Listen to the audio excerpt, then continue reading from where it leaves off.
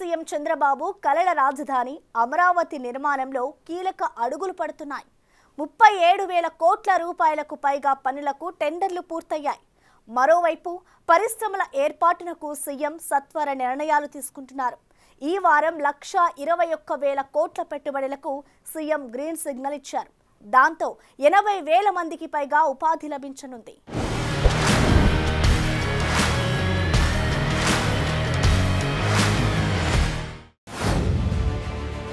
రాజకీయ ముసుగులో నేరాలు చేసి తప్పించుకుంటామంటే కుదరదని సీఎం చంద్రబాబు అసెంబ్లీలో స్పష్టం చేశారు. శాంతి భద్రతల పరిరక్షణలో ఎక్కడా రాజీ పడేదే లేదని క్లారిటీ ఇచ్చారు. రాజకీయ ముసుగులో హత్యలు చేస్తే ఉపేక్షించేదే లేదని వార్నింగ్ ఇచ్చారు. టెక్నాలజీ వాడుకొని శాంతి భద్రతలను పరిరక్షిస్తామని అన్నారు సీఎం. డ్రోన్ల ద్వారా రాత్రి పెట్రోలింగ్ ప్రారంభించబోతున్నామని చెప్పారు. గంజాయి, మాదక ద్రవ్యాలకు అలవాటు పడిన వారిని రాత్రికి రాత్రే మార్చలేమని చంద్రబాబు ఒపీనియన్.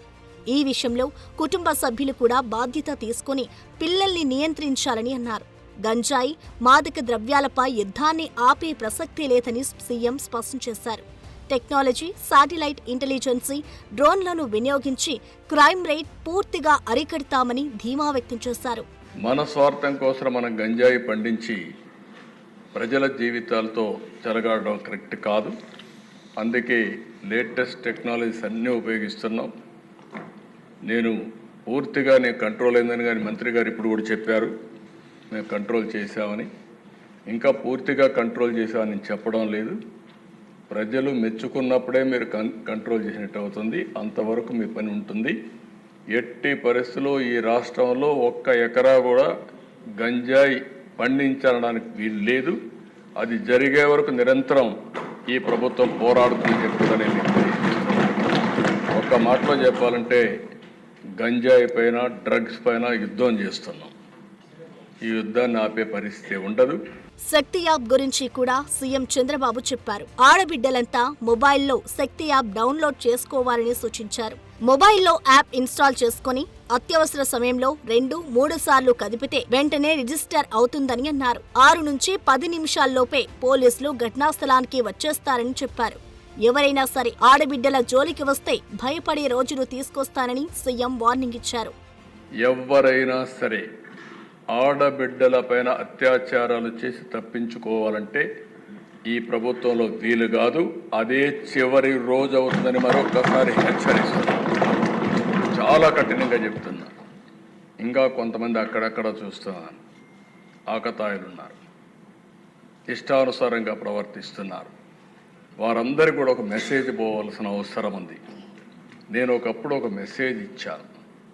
ఈ రాష్ట్రంలో లా అండ్ ఆర్డర్ మెయింటైన్ చేయాలి. తీవ్రవాద సమస్య పరిష్కారం కావాలి. మత విద్వేషాలు లేని రాష్ట్రంగా మత సామరస్యాన్ని పెంచాలి. ముఠా నాయకులందరినీ ఒకటే మెసేజ్ ఇచ్చాను. తరతరాలుగా మీరు ముఠాలకు పాటుపడుతున్నారు. కుటుంబాలు లేకుండా పోయే పరిస్థితి వస్తూ ఉంది. ఇంక ఈ రాష్ట్రంలో జరగడానికి వీలు లేదని ఆ రోజు కూడా చాలా స్పష్టంగా కంట్రోల్ చేశాం.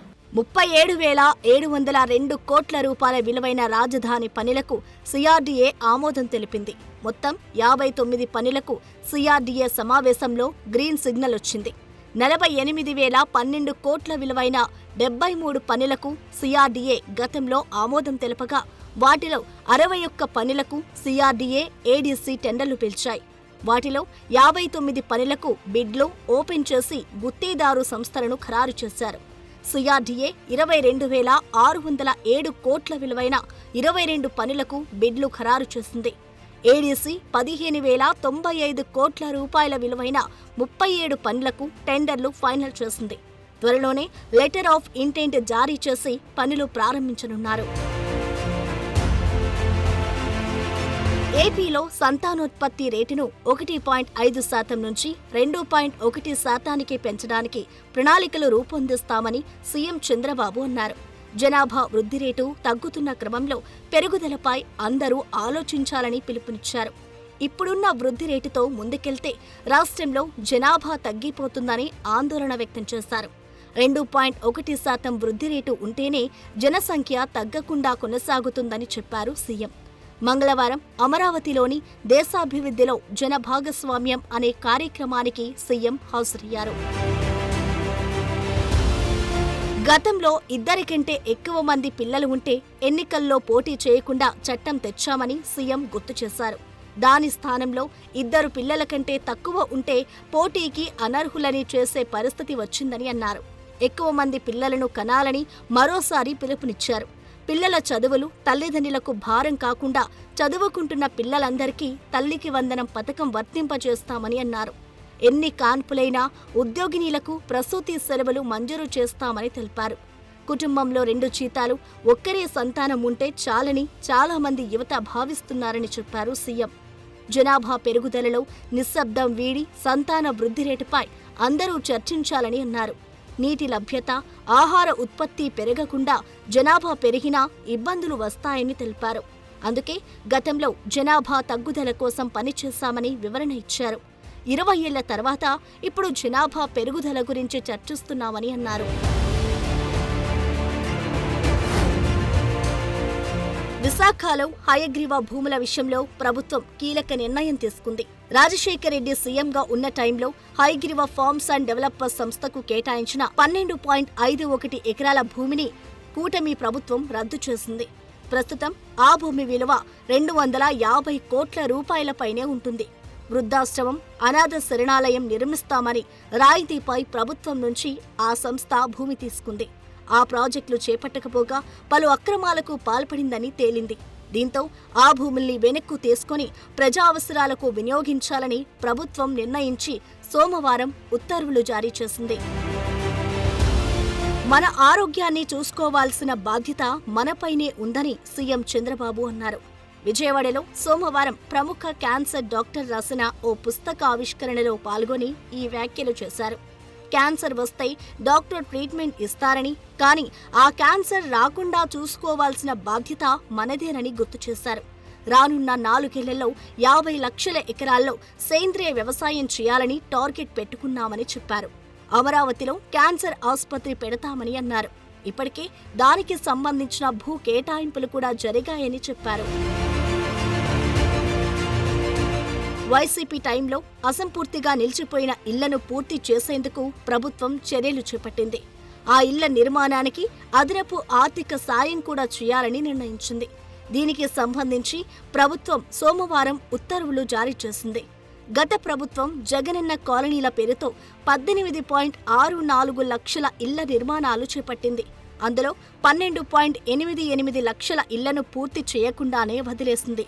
అసంపూర్తిగా ఉన్న ఇళ్లల్లో ఎస్సీలకు, బీసీలకు, చేనేత కార్మికులకు అదనపు సాయం 50,000 రూపాయలు ఇవ్వనుంది. ఎస్టీలకు 75,000 రూపాయలు ఇవ్వనుంది. ఆదివాసీ గిరిజనులకు 1,00,000 రూపాయలు అదనంగా ఇవ్వాలని నిర్ణయించింది. దీనికి సంబంధించిన ఉత్తర్వులు రిలీజ్ చేసింది. ఏపీలో క్వాంటమ్ కంప్యూటింగ్ హబ్, క్వాంటమ్ వాల్యూను రూపొందించేందుకు సీఎం చంద్రబాబు ప్రయత్నాలు మొదలుపెట్టారు. సోమవారం ఆయన పారిశ్రామిక దిగ్గజాలు, క్వాంటమ్ కంప్యూటింగ్ రంగ నిపుణులతో సమీక్ష నిర్వహించారు. క్వాంటమ్ కంప్యూటింగ్ పరిశోధనకు ఏపీని జాతీయ కేంద్రంగా మార్చుతామని అన్నారాయన. దీనికి ఐఐటి మద్రాస్, టీసీఎస్, ఐబీఎం సహకారం తీసుకుంటామని ట్వీట్ చేశారు. సోమవారం పలు శాఖలపై నిర్వహించిన సమీక్షలో అధికారులకు చంద్రబాబు కీలక ఆదేశాలు జారీ చేశారు. రాష్ట్రంలో వర్క్ ఫ్రం హోంను ప్రోత్సహించాలని చెప్పారు. వర్క్ ఫ్రం హోంతో పాటు నైబర్హుడ్ వర్కింగ్, కోవర్కింగ్ విధానాలపై కసరత్తు చేయాలని సూచించారు. వర్క్ ఫ్రం హోం విధానంపై గ్రామ, వార్డు సచివాలయ సిబ్బంది సర్వే చేస్తున్నారని అన్నారు సీఎం. ఇప్పటికే 82.06 లక్షల మందిని సర్వే చేశారని, 2.68 కోట్ల మంది నుంచి అభిప్రాయాలు సేకరించాలని ఆదేశించారు. గ్రామాల్లో వర్క్ ఫ్రం హోం సెంటర్ల ఏర్పాటుకు అవకాశం ఉన్న భవనాలపైన సర్వే చేయిస్తున్నారని తెలిపారు. రాష్ట్రంలో ప్రైవేట్ పార్కులు, ప్లగ్ అండ్ ప్లే పారిశ్రామిక మౌలిక సదుపాయం 4.0 పాలసీ అమలుకు సంబంధించి ప్రభుత్వం ఉత్తర్వులు జారీ చేసింది.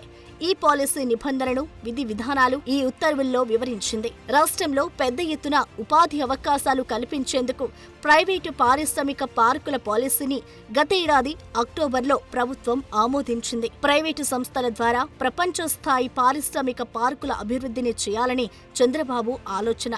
దీని ద్వారా ఉపాధి కల్పన కూడా జరుగుతుందని ప్రభుత్వ ఆలోచన.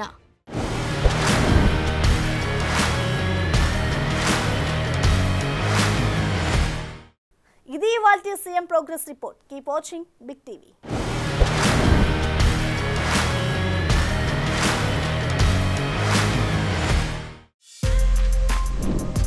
For more videos like this, subscribe Big TV channel.